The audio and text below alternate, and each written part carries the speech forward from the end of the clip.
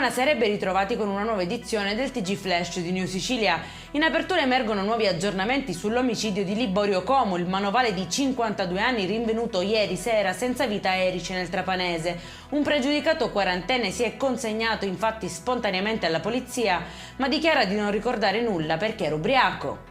Folli a Catania dove un ventenne a bordo di uno scooter nel tentativo di fuggire da un controllo ha investito un poliziotto fratturandogli una mano, dopo l'inseguimento però è finito in manette.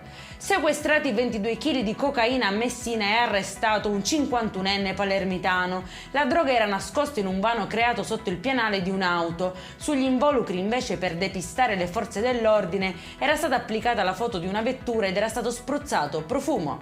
La SICOB, Società Italiana di Chirurgia dell'Obesità e delle Malattie Metaboliche, ha confermato l'Arnas Garibaldi di Catania come uno dei principali centri di chirurgia bariatrica in Italia. Una lettera firmata dal presidente Giuseppe Navarra classifica l'azienda come centro di eccellenza, riconoscimento già attribuito dal 2006.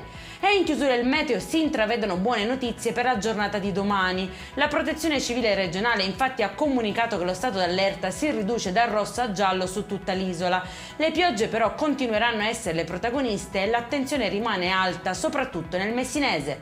Per questa edizione è tutto, prossimo appuntamento domani alle 13:30. Buona serata!